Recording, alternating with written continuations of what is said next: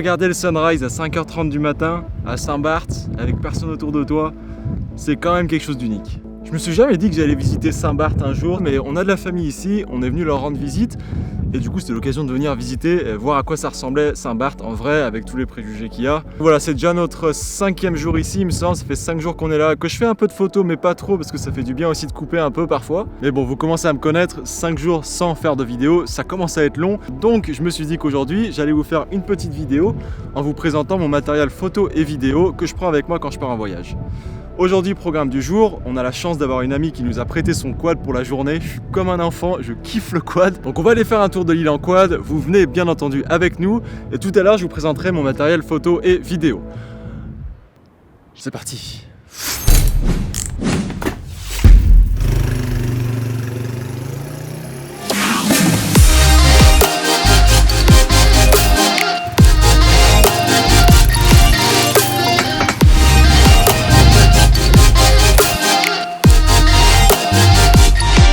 Là on est à l'aéroport de Saint-Barth et ici vous avez un rond-point super connu parce que les avions passent juste au-dessus, mais genre vraiment à quelques mètres au-dessus. L'avion il est juste là-bas et apparemment ça fait des belles sensations. Vous voyez ce truc là? Attention. Oh putain.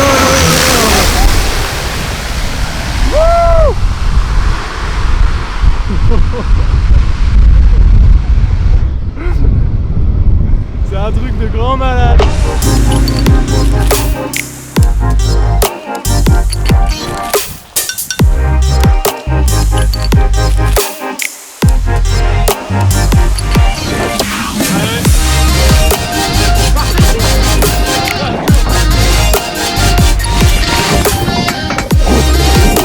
Parti trop tôt, tu dois partir sur le top.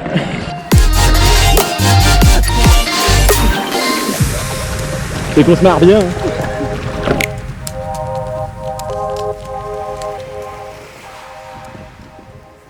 Je voulais trouver un petit spot sympa pour vous présenter mon matos. Je crois que j'ai trouvé. Je vais vous poser juste ici. Hop là. Je vais y arriver. Voilà. Donc je voulais vous faire un petit tour du matos que j'utilise et que je prends avec moi quand je pars en voyage. En commençant par le commencement, à savoir le sac. C'est le petit dernier joujou que je me suis acheté. Le sac c'est le Low Pro Tactic BP 450 AW2. Merci, bonne journée, au revoir. Non, ça fait 2 mois que j'utilise, très satisfait de ce sac. Je l'ai pris d'abord pour sa taille et pour sa diversité. Putain, il y a un lézard. Il vient avec 2 petits straps comme ça que vous pouvez accrocher un peu n'importe où pour accrocher des accessoires, ceux que vous voulez, des trépieds, des gorillapodes, des poches un peu partout. Voilà. Il s'ouvre comme beaucoup de sacs photo par l'intérieur, une protection supplémentaire. Les gens ne peuvent pas accéder à votre sac si vous l'avez sur le dos. Voilà à quoi il ressemble à l'intérieur. Je l'ai pris aussi notamment parce que vous pouvez rentrer un ordinateur de 15 pouces dans celui-là. Il existe en version 13 pouces. Vous avez également une petite housse, un petit kawaii, je ne sais pas comment on appelle ça, intégré. C'était très pratique quand il pleut. Voilà, ça le garde complètement sec votre sac. Très bien vu, Low Pro. Ça m'a servi plus d'une fois. Vous pourrez retrouver tout mon matos dans la description. Je vais vous mettre tous les liens. Ensuite, le plus important, le boîtier que j'utilise et dont je suis très content, c'est le Sony A7S II que voici. Je suis en train de filmer dessus actuellement. Sony A7S II que j'adore pour plus d'une raison, mais surtout pour sa stabilisation 5 axes intégrée. Ses performances en basse lumière, il monte à 409 000 ISO. Bon, c'est complètement inutile, mais c'est pour vous dire qu'on peut monter très haut dans les ISO sans avoir de bruit. En plus de ça, l'autofocus est très performant également. Petit inconvénient du boîtier, pour moi, c'est la reproduction des couleurs qui est pas tout à fait naturelle. Et voilà, en tout cas, pour toutes les raisons que je vous ai citées, ce boîtier, j'en suis très satisfait. Ça fait environ 2 ans que je l'ai et je ne compte pour l'instant pas le changer, malgré le fait que j'ai entendu que la 7S III va sortir très prochainement. Donc ça, j'avoue que je risque de craquer. Au niveau des optiques, celui avec lequel je filme actuellement, c'est le 24-70 f4 qui lui aussi est stabilisé. C'est cet objectif que je prends vraiment partout avec moi, c'est le passe-partout. Pour moi, c'est suffisant pour un voyage que je fais par exemple ici à Saint-Barth. J'ai laissé à la maison le 70-200, lui aussi à f4 qui est stabilisé. Je ne l'ai pas pris avec moi parce que lui, pour le coup, il est plus lourd, plus encombrant. Il faut faire des choix quand on part en voyage. C'est le but de cette vidéo, c'est vous montrer comment moi je choisis mes équipements pour voyager. Et ensuite, mon petit joujou, le Mavic Air DJI, mon drone. Comme vous le savez, le Mavic Air, c'est un des plus petits drones sur le marché. J'ai toujours pas pris l'un des 2 Mavic 2 parce que typiquement pour un voyage comme ça, c'est tellement pratique de le mettre dans son sac photo et de partir. Il est hyper léger. D'ailleurs, avantage et inconvénient de ce côté-là, parce que j'ai eu quelques soucis avec le vent ici, il y a beaucoup de vent. Ouh là là là là, petite pause dans le vlog, juste pour vous montrer le petit sunset. Il y a pire comme condition de travail ici. Hein. Pardon, c'était une petite aparté. Aparté. Qui c'est qui dit aparté? J'ai pas pu le faire voler autant que je le voulais justement à cause de tout ce vent. Donc voilà, c'est l'inconvénient du Mavic Air, c'est qu'il est très léger. Mais en ce qui concerne le reste, niveau qualité, elle est irréprochable. Franchement, c'est malgré le tout petit capteur, c'est une qualité qui est exceptionnelle. Essentiel pour les drones, les filtres ND. Pour ceux qui ne le savent pas, le shutter speed doit être à 2 fois vos images par seconde. Donc si vous filmez à 25 images par seconde, votre shutter speed devra être à 1 sur 50. Souvent, quand on respecte cette règle en pleine journée, l'image est complètement surexposée, c'est horrible. Du coup, c'est pour ça qu'on utilise ces petites lunettes de soleil. C'est avec ça que vous aurez le rendu le plus cinématique possible. Ensuite, la caméra que j'ai utilisée le plus pendant ce séjour à Saint-Barth, à savoir la GoPro Hero 7 Black.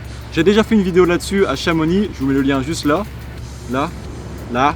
J'ai perdu ma GoPro il y a 2 semaines sur un tournage à Toulouse. Voilà, aucune idée de ce que j'en ai fait, perdu. Donc j'étais très saoulé, très frustré parce que je partais à Saint-Barth 5 jours après.